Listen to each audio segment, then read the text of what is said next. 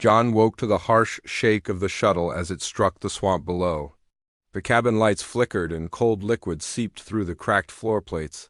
He opened his eyes slowly. Mary lay across from him, her breathing shallow but steady.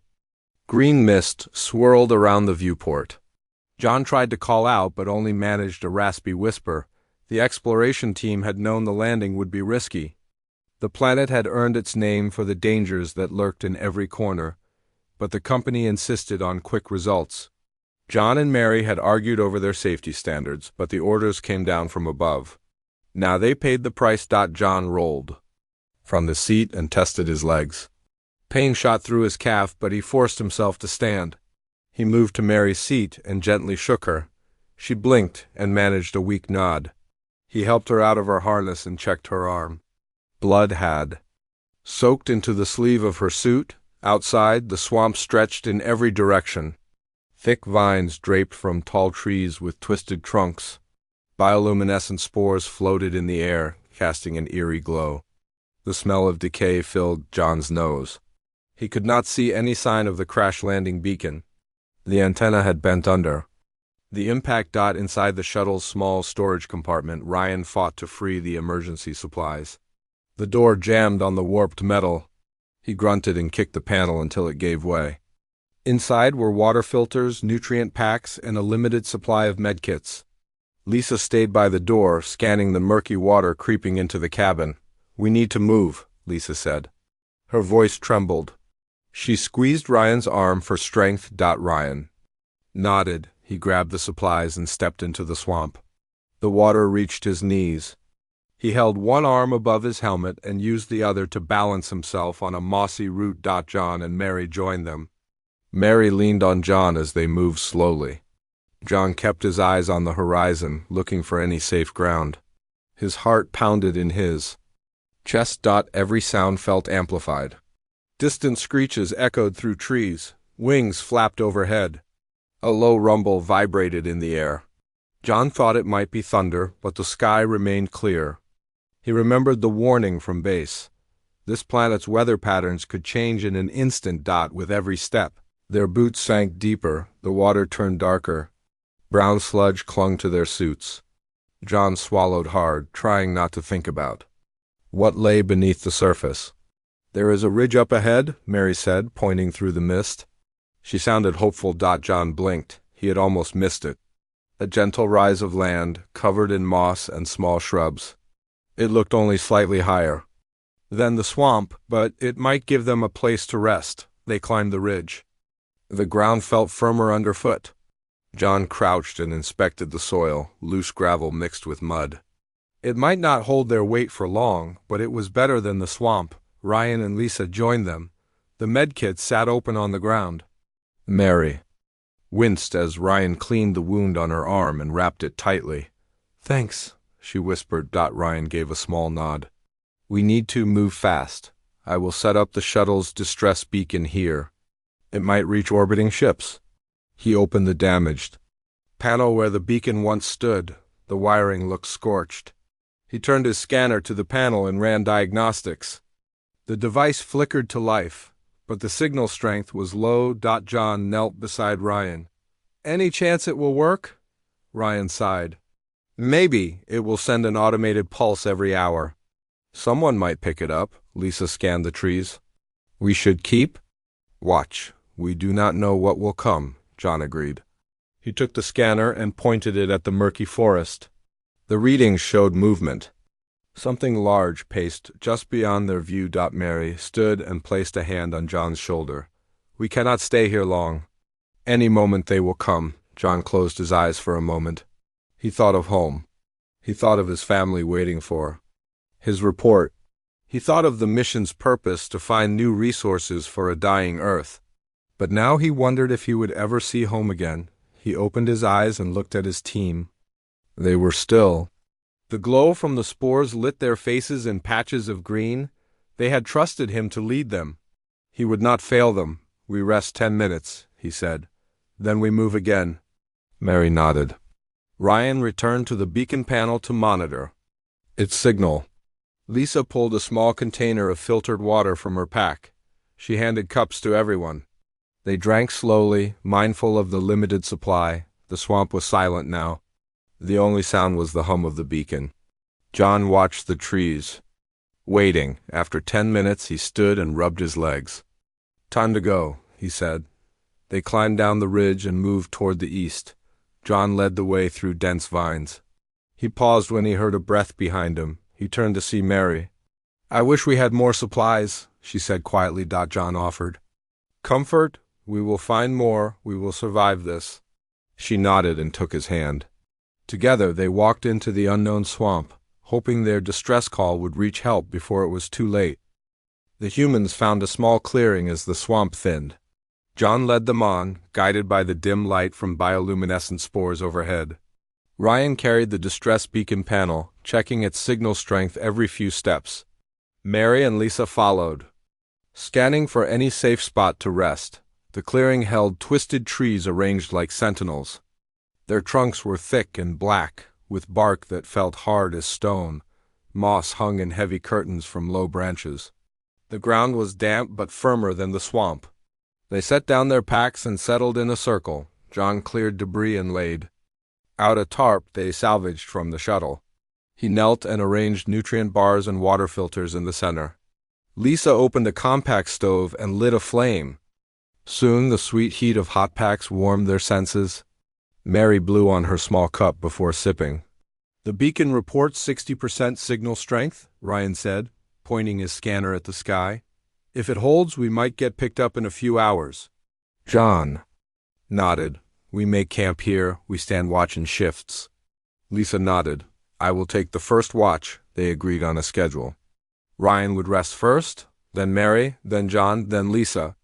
Each shift would last 20 minutes. The swamp could bring danger at any moment. Ryan lay back on the tarp, trying to close his eyes. He imagined the shuttle deck at base and the bright lights of home. He felt the damp air press his suit. He listened to the distant hum of insects dot on Lisa's watch. The world grew silent. The flame from the stove danced on her face. She held the scanner like an instrument of hope and fear. Every hiss or rustle made her heart skip. She kept her eyes on the dark tree line. Suddenly her scanner beeped softly. The beacon had sent a pulse. She saw the strength drop to 55%. She tapped Ryan's shoulder. He woke with a start. "Signal?" Lisa nodded. "Pulse sent." "Strength." Holding, Ryan sat up and rubbed his eyes. "Good, rest now." He handed the scanner to Mary. She blinked in the dark and took the device. Her fingers shook as she read the numbers. John rose and stretched. "I will take the next watch. Get some sleep," no one argued. They bundled under the tarp. Mary drifted off first. Ryan sighed and rested his head. Lisa closed her eyes. John rubbed his chin and looked toward the forest. He remembered the warning from Mission Control. Deathworlders. Legend said this planet's life forms had adapted to every hazard. Acid rain, toxic spores, giant predators.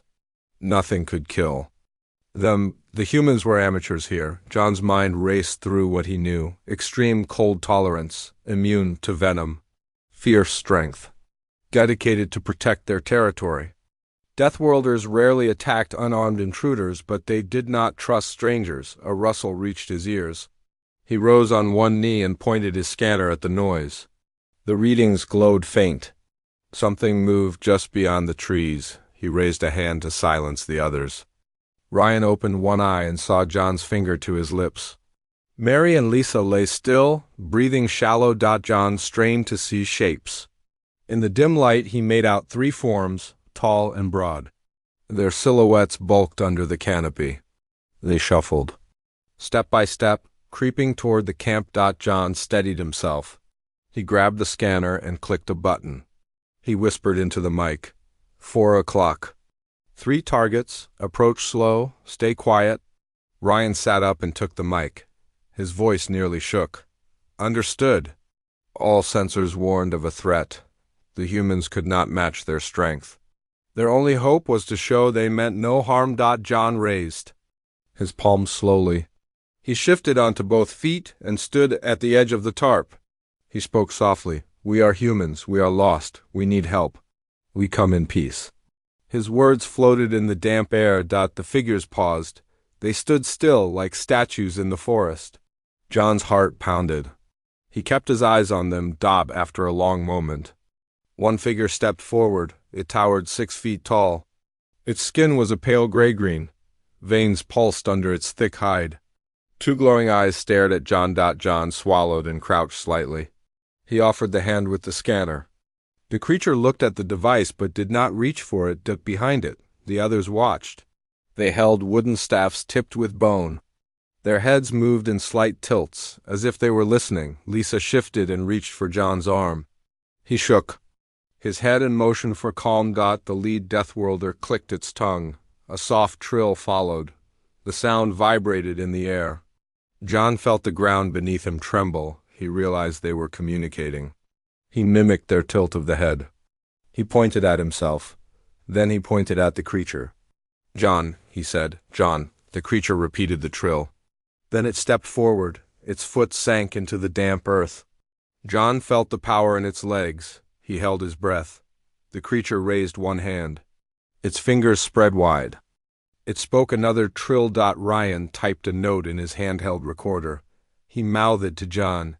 "They speak." John managed a nod. He held up his scanner again. The creature's eyes followed it. As John lowered the device to chest level, the creature crouched and examined the scanner. John spoke again. "Help!" Another trill came. The creature stood and nodded once. It stepped back and motioned toward the trees. John frowned. He looked at Mary and Lisa. They watched him. He reached down and grabbed a nutrient bar. He tore off a small piece and offered it to the creature. For a second, nothing happened. The creature's head tilted. Then it reached out and took the bar. It sniffed and then placed it in a pouch at its waist. John relaxed a fraction. He rose to his feet. The other Deathworlders came forward. One gently took Mary's hand and guided her up. Another touched Ryan's shoulder and pointed him to follow. John stood for a moment, heart racing. He took a steadying breath and stepped forward. Behind him, Mary and Ryan followed. Lisa stayed close to John. The Deathworlders led them through a narrow gap in the trees. The air grew cooler and the ground firmer. John noticed strange vines with white flowers. The petals glowed under the spore light. They walked in silence, save for trills and clicks from their guides. John peeked at the sky. The stars shone faint through the mist. Mary whispered to John, "Do you trust them?" John glanced at her. "We have to." Ryan clicked his scanner off to save battery. Lisa walked beside him, eyes wide. Soon they reached a second clearing. This one was smaller, ringed by rocks. In the center lay a smooth stone platform. It rose a few inches above the ground. The lead Deathworlder stepped onto the platform. The others followed. They sat in a circle, backs straight, heads bowed. John and his team hesitated. They glanced at each other. John raised his palm again. "Hello." Then he stepped onto the platform. The others rose slightly. He felt the stone cool under his boots. He looked at the nearest guide. The creature held out a long blade carved from a white mineral. It placed the blade on the rock and stepped back. John realized it was an invitation. He bent and picked up the blade. It felt heavy but balanced. He tested the weight and turned it in his hand. Mary gasped softly. She moved too. John's side. Ryan and Lisa joined them. The Deathworlders watched. John spoke. "Gift?" a gentle trill answered. The guide nodded. John offered the blade to his team. They held it together. The white mineral glowed faintly in their grips. He knew this moment would change everything. The Deathworlders had risked their safety to bring them here. They offered not only help but a symbol of trust. John bowed his head. The creature bowed too. Behind them, the swamp winds rose. A distant thunder rumbled. John looked at the sky. Rescue might come soon or never, but for now they were no longer alone in the death world. They had new allies in a world full of dangers. John felt the weight of the white blade in his hand as he joined the Deathworlders on the stone platform. The pale glow faded under the rising mist. Ryan and Lisa sat close while Mary stayed by John's side. Beyond the clearing, the swamp loomed. Dark and restless, one of the guides rose and clicked a soft trill. Its head tilted and it pointed toward the east. The other Deathworlders mirrored the gesture. John nodded, understanding they would lead the team further. He stood and held the blade at his side. Mary and Ryan rose too. They walked behind the guides through the narrow gap in the rock ring. Lisa followed last, scanning the trees for danger. The path was narrow. Tree roots twisted over soft soil, water dripped from low branches. Every step echoed in the hush of the swamp. John kept his eyes on the glowing spore lights overhead. The glow pulsed like a slow heartbeat. "This way," the lead guide trilled, turning left at a fork. Its voice was calm. John felt it held no threat. They entered a thick stand of trees. The trunks had bark like cracked stone. Vines wound around them like coils. The air smelled sharp, like metal and rain. John remembered the guide's warning, venomous plants. He kept his hand on the utility sheath at his waist. Suddenly, Lisa's soft gasp froze them. Ahead, a cluster of white flowers pulsed under a broken branch. The petals opened and closed like lungs. Ryan stepped forward to examine them. "Poison ivy?" he whispered. Lisa shook her head. "These are not from Earth. They glow when they breathe." John held up a hand. He motioned Ryan back. The guide before them tapped the ground twice. It clicked its tongue, and the other Deathworlders bowed their heads. John followed their gaze. A long vine hung from a branch above. Its tip brushed the ground. Ryan and Lisa watched it move, even in still air. John felt a chill. "Deadly," the guide TRILLED. Don remembered the blade in his hand. He knelt, held the handle tightly, and reached up. He slid the blade along the vine's length. Cut it clean. The vine fell with a soft thud. Ryan and Lisa exhaled in relief. The guide watched closely but did not move. It clicked approval. John dipped the vine into a small container Ryan carried. The guide waved them forward. They moved on. The path opened into another clearing. Here. The ground felt rocky. Huge stones lay scattered around shallow pools of clear water. In the center stood a dead tree. Its branches stretched out like bony fingers. The Deathworlders led them to the pools. Ryan filled his water filter and handed cups to the team. Mary drank deeply. Lisa took a careful sip and nodded. "Fresh water," she said. John knelt by the largest pool. He cut his glove at the wrist and dipped his hand in. He felt no burning or tingling. He smiled and offered the pool to the guides. They approached and drank in silence. After drinking, the guides tapped their throats and clicked softly. John guessed it meant the water was safe. He turned his gaze to the forest beyond. From the shadows, a low growl rumbled. John rose quickly, signaling the team to stand. The guides stiffened, bodies tense. Through the trees, shapes moved. 4 glowing eyes appeared. They circled the clearing. Each set of eyes belonged to a creature the size of a bear. Fur covered their bodies in dark patches. Long claws dug into rock as they prowled. Lisa froze, hand on her scanner. Ryan reached for his sidearm.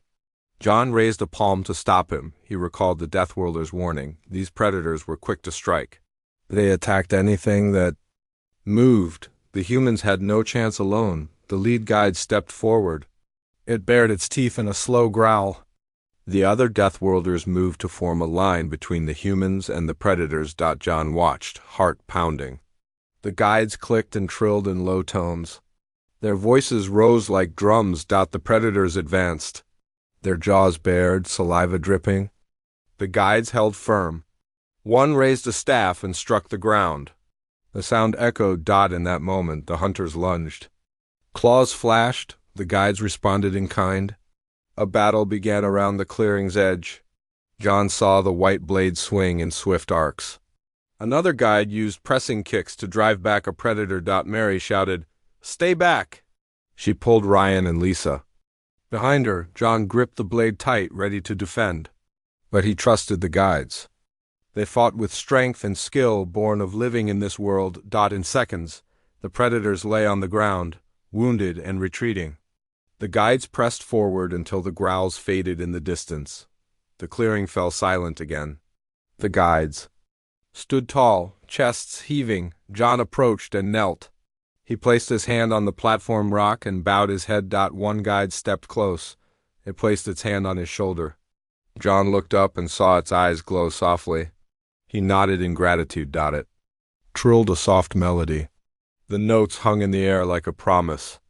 John smiled and bowed again. Mary stepped forward and laid her hand on John's back. Tears glistened in her eyes. She looked at the guides, her voice trembling. "Thank you." The guide clicked and bowed its head. The others joined in. John felt a swell of emotion. Humans and Deathworlders had saved each other. As the mist thickened, the guides tapped the ground. They pointed toward the north. John stood and signaled his team to follow. They left the clearing, stepping past fallen predators. The air felt charged. John held the blade at his side again. He felt its weight, but also its promise. Before long, the forest opened to a wide path. Tall trees arched overhead, forming a natural tunnel. The spore lights pulsed faster here, lighting their way. John glanced at his team. Mary walked beside him, her hand on his arm. Ryan carried supplies, scanning. Ahead, Lisa held the recorder, listening to silence. Behind them, the Deathworlders guided and guarded. John knew they would not leave until the humans were safe. At the tunnel's end, they reached a hill sloping to the north. Beyond lay a rocky plateau. In the distance, John saw the shuttle's fuselage half buried in mud. Rescue would come from here, he exhaled. Home was closer now. He turned to the guides. They waited, eyes bright. John raised the white blade. He held it over his head and spoke softly. "We will remember." The guides trilled back. John felt the words echo in his chest. As they climbed the hill, John looked back at the forest. Deathworlders melted into the mist, returning to their world. John felt gratitude as strong as any bond. He knew the humans and Deathworlders would meet again. Until that day, he would carry their gift and their trust in his heart. John led his team down the rocky slope toward the swamp's edge. The white blade hung from his belt, a reminder of the Deathworlders' gift. The fog lay thick below. They walked carefully, boots slipping on damp stones. Mary held John's hand. Her grip was tight. She glanced at Ryan and Lisa, who walked together with cautious steps. No one spoke. Each was lost in thought about the bond they shared with the Deathworlders. At the bottom, the swamp's water glimmered under the spores. John studied the horizon. He saw dark shapes among the vines. The shuttle remained half buried in mud. The signal beacon still pulsed. Ryan raised his scanner. Signal strength 40%. Weather patterns shifting? We need to reach the shuttle before rain disables the beacon. John nodded. We move fast. They clambered across fallen logs and through thick vines. The blade at John's side scraped leaves as he led the way. Suddenly, Lisa stumbled. She caught her ankle on a hidden root. She cried out. Mary rushed to her. Sighed. Are you okay? Mary asked. Lisa pressed her hand to her ankle. I think it's sprained. I can't put weight on it. John knelt and examined her ankle through the suit. It looked swollen. He frowned. We can't leave you, Ryan said. He knelt, trying to help. How far to the shuttle? John checked the map on his tablet. About 200 meters, Lisa shook her head. I can't walk that far. John stood and looked around. The vines moved slightly in the mist. He thought of the Deathworlders. They would not abandon a friend. He reached for the white blade. He held it by the handle and called softly, Deathworlders? He said for a moment. Nothing happened. Then a soft trill echoed from the forest. Shapes emerged among the trees. The Deathworlder guides came, moving with strength and silence. Lisa's eyes widened. She leaned back against a log. They came back. John stepped forward. He held the blade low. The lead guide approached. Its eyes glowed softly. John bowed his head. He spoke slowly. Our friend is hurt. She cannot walk alone. Please help us. The guide clicked its tongue. It tapped its chest and then pointed at Lisa. It spoke a trill that resonated. John turned to Lisa. They can carry you. Lisa hesitated. I don't want to trouble them. Mary put a hand on Lisa's shoulder. They saved us. They will help. Lisa nodded slowly. She raised her arms. The guide gestured for her to climb onto its back. Lisa reached up, and the creature bent to help her. John felt awe as he watched. The guide's muscles rippled under its skin. Lisa moved carefully, then settled between its shoulders. The creature straightened, carrying Lisa easily. Ryan and Mary climbed onto the second guide's broad back. Mary sat first, and the creature knelt to let her ease on. Ryan climbed up behind her, holding to its neck. John and the last guide brought up the rear. John carried supplies and the beacon panel. The guide placed one hand on John's shoulder in solidarity. They moved swiftly. Through the swamp edge? The water lay shallow here. The creatures waded with ease, boots never sinking beyond ankles. John noticed fungus glowing on the vines. They pulsed blue and red. He realized these plants cleaned the water. He scooped a sample with his gloved hand. Ryan, check this. If safe? We can filter more water here. Ryan dipped his scanner. The readings glowed green. Safe and clean, I'll set filters. The guide beside John tapped its jaw twice. John smiled and nodded. They reached a narrow ridge above the swamp. Beyond lay the open ground leading to the shuttle. The storm's first drops fell. Small beads of acid mist sizzled on rocks. John turned to the guides. Thank you.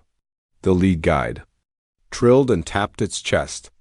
John bowed. They emerged onto open ground. John saw the shuttle's nose bent sideways. The side panel held the beacon. Ryan and Mary climbed down. Ryan opened the panel and rechecked wiring. Mary knelt beside Lisa, who pressed her ankle. John knelt to inspect the shuttle's hull. He looked at the distress beacon. Signal still strong enough, but rain could short it out soon. Ryan plugged in the small cover. This new casing should protect it. He sealed the panel. The beacon blinked. The scanner read 32%. John heard thunder rumble. Lightning flickered above. We need to reach the shuttle's room to boost the signal, John said. Ryan pointed at a hatch on the side. I can open it. He pried the hatch free with the blade. John followed him inside. The room was cramped. Wires hung like vines. Dust covered the controls. Ryan wiped a console screen. He tapped commands. If I redirect power, we could amplify the beacon. John watched. Sparks flew as wires reconnected. The light on the beacon intensified. Outside, the storm arrived. Rain pelted the shuttle, hissing against metal. Ryan hit the final switch. The beacon's light shone bright through the haze. He stepped back. Signal at 80%. It will reach orbiting ships now. John exhaled. Good work. Suddenly a tremor shook the shuttle. Metal groaned. The hatch they entered collapsed into the swamp. Ryan caught John. Storm surge. We need to get out. John grabbed a flashlight. He led Ryan back through the room. The corridor filled with smoke from burning circuits. They emerged onto the ridge. Rain poured in sheets. Wind howled. The swamp's water rose. John scanned the swamp's edge. The guide still waited, silhouettes under the storm. He shouted against the wind. We need to go. They ran toward the guides. Mary and Lisa clung to their guides' backs. Ryan kept hold of the beacon panel inside a protective case. John reached the lead guide. It bent low. John climbed onto its shoulders. Rain soaked him instantly. The creature turned and sprinted. Its powerful legs ate the ground. John held on tight. The swamp water splashed around them. Lightning struck a nearby tree, setting it ablaze. John felt heat on his neck. He squeezed the creature's neck. Faster! He yelled. The creature roared a trill and ran harder. They crossed a fallen bridge of vines. John saw the Deathworlders on the other side. Waiting. Together, they raced through the storm's fury. John's heart pounded with fear and hope. At last, they reached the heart of the swamp's edge. The ground rose into rocky ground. The shuttle's hatch led up here. The guide set John down and bowed. John touched its arm and whispered, "Thank you, always." The creature clicked softly and bowed its head. John turned to his team. They stood wet, but safe. John smiled. "We made it," he said. The storm raged on, but the humans and their Deathworlder allies had survived. The bond between them had grown stronger than any storm. John stood at the top of the rocky hill and looked down at the swamp edge. The rain had slowed to a drizzle. Behind him, the shuttle's beacon pulsed steadily. He turned to his team. Lisa hobbled slightly but held her head high. Mary carried supplies. Ryan checked the scanner's battery. The Deathworlders watched from the tree line. John held the white blade in one hand. He felt its weight, but also the strength it symbolized. He knew they would guide the humans to safety. But first they had one task left, to find shelter before the night fell. One guide stepped forward and clicked a trill. Its head tilted, and it pointed toward a steep slope on the hillside. John nodded. "Cave," he said aloud.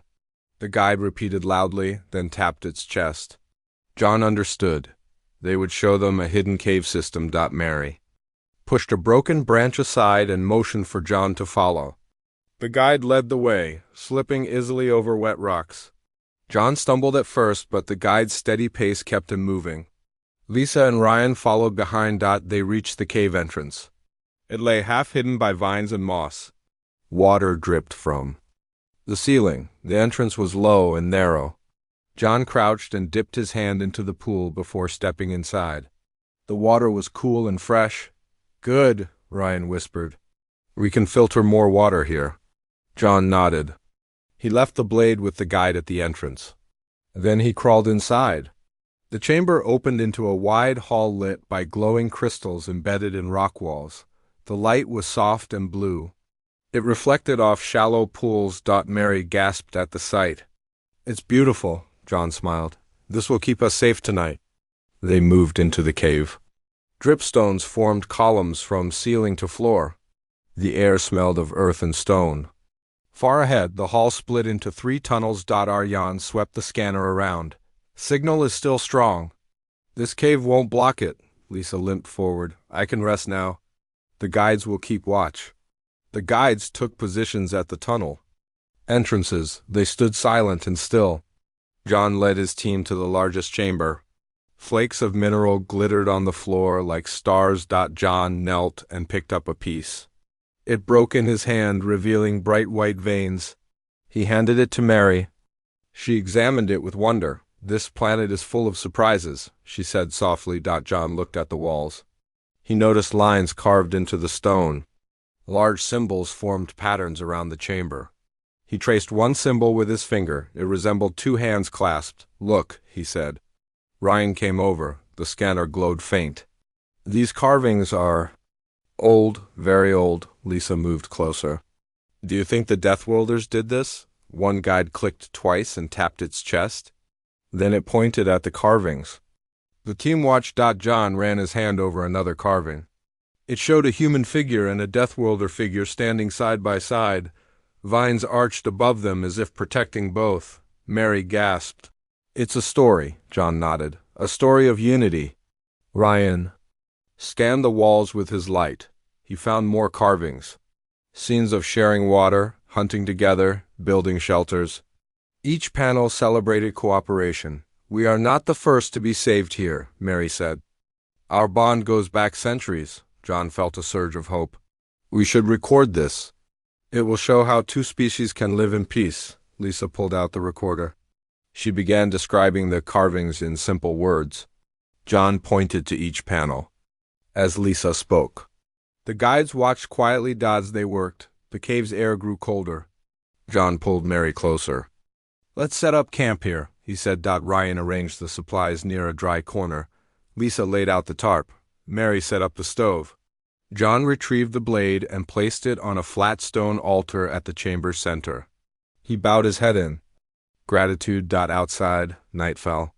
The cave's crystal light grew brighter in the dark. The team shared a simple meal. Water from the pools tasted clean and sweet. They talked quietly about home. "I miss my daughter," Mary said softly. "She would love this place." John nodded. "We will tell her about it, and about our friends who saved us." Lisa shivered. Ryan draped an extra blanket over her. The guides stood silhouettes against the glowing entrance. John looked at the carvings again. He felt they were guardians of this place. He placed his hand on the altar stone. He spoke softly. "Thank you for guiding us. We will honor this place." Guide stepped forward and tapped its hand on the altar. It clicked once and bowed its head. John smiled. They rested in silence. The cave's glow bathed their faces in blue light. John drifted into thoughts of tomorrow's journey to find rescue. At dawn, the storm had passed. Pale sunlight filtered through the vines at the entrance. The beacon's pulse had stronger readings. A ship might arrive soon. John rose and shook his team awake. He gestured to the carvings. "We must remember these stories." Mary nodded. "They are part of us now." Lisa folded the tarp. Ryan packed their gear. John picked up the blade from the altar. Its glow had faded with time, but its meaning remained. Outside the cave, the swamp lay calm. Birds sang softly. The guides waited as always. John raised the blade overhead. He said, "Let's go home." The guides clicked in unison. They led the team back through the tunnels, past the carved chambers, and out into the world. John did not look back. He knew the cave's memory would stay with him forever. He stepped forward with his team, ready for whatever lay ahead, guided by friendship stronger than any danger. John woke to the first light of a clear sky as rain dripped from his eyebrows. He blinked and sat up slowly. The cave mouth lay to his left, and the shuttle's beacon pulse faintly glowed in the distance. He shook Ryan gently. Ryan stirred and opened his eyes. "Morning," he said, voice rough. "Signal still strong?" John nodded. He looked at Mary and Lisa. They slept in a tight group, blankets pulled up. John felt relief sweep through him. They had survived the storm and found shelter. He rose and stepped outside the cave. Crisp air greeted him. Vines on the entrance glistened. Spores drifted lazily in golden light. The Deathworlder guardians waited nearby. They bowed as he emerged. John climbed the hill to the shuttle. The landscape lay quiet. Trees swayed in a gentle breeze. He checked the scanner on the beacon. Signal strength hovered at 90%. He ran his hand over the white blade still, sheathed at his side. Its edge had dulled, but its meaning grew sharper. Trust and unity. John returned to his team. He helped Lisa out of her makeshift bedroll. She stretched and smiled. "Did we make it?" she asked. John knelt to her eye level. "We did, thanks to our friends." Mary woke next.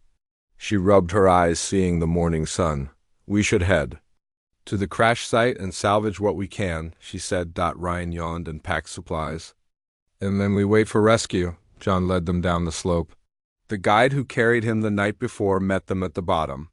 It tapped John's shoulder and clicked softly. John understood. It would accompany them. They walked in single file. Through damp moss and vines, the guide moved at a steady pace. John matched his steps. Soon, they reached the swamp edge where fallen logs created a bridge. The team crossed carefully.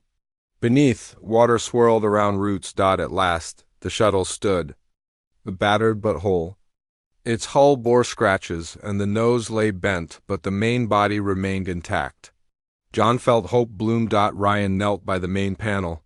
He opened it and gestured to John. Inside, wires and circuits looked scorched but functional. He worked quickly, testing each connection. Sweat dripped from his brow under the sun's heat. Lisa and Mary gathered supplies outside. Mary pulled out extra medkits. Lisa checked the scanner batteries. John walked around the shuttle. He spotted damaged life pods half buried. He pulled on the blade and pried one loose. Inside lay emergency rations and water. He lifted them out and called Mary. She examined them and nodded approvingly. They would help until rescue arrived. The guide approached and tapped John's leg. John knelt and held his hand out. "Thank you," John said softly. The creature tilted its head and clicked in return. John stood and turned to Ryan. "How soon do you think they'll pick us up?" Ryan tapped the scanner. "Within hours. We have a strong signal now." Lisa moved closer. "Then we wait here," John agreed. He helped Mary set up a seat on a flat rock. The team sat in a loose circle. The guide and its companions watched. For a moment, no one spoke. Wind rustled through the swamp. Birds called from tall trees. Mary broke the silence. "We owe them everything."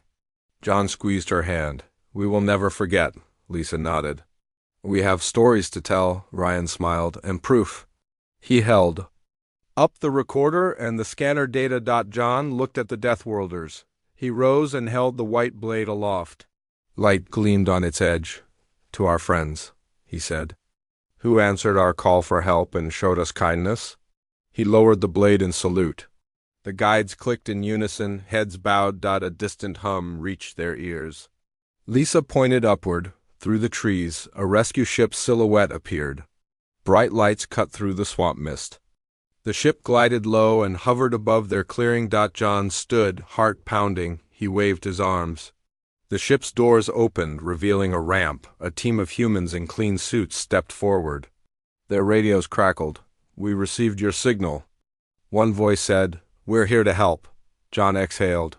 He looked at his team. They stood tall, faces wet with sweat and joy. Then he looked at the Deathworlders. He stepped forward. The rescue team paused. John spoke into his cum. "My team and I are safe, but we have friends here. We need peace." The rescue leader nodded. She approached the guides carefully. John trusted his words would carry meaning. He knelt and pointed. To his heart, then to the guides. "Friends," he said. The rescue leader repeated slowly. "Friends." She bowed slightly. The guides clicked softly. Then one stepped forward and placed a hand on the ground. The rescue leader touched it gently. John felt tears blur his vision. He stood and helped Lisa onto the ramp. The guide carried supplies behind them. As they boarded, John looked back. The white blade glowed softly at his waist. He raised his hand in a final farewell. The guides returned the gesture in their own way, head tilts and soft trills. The ramp closed. The rescue ship lifted, carrying John and his team toward home. Through the viewport, John watched the swamp shrink below. He pressed his forehead against the glass. He whispered, "Thank you." The ship's engines roared. John closed his eyes. He dreamed of a world where help could come from any corner of the galaxy, reminding him that even on the deadliest worlds, friendship might still be found.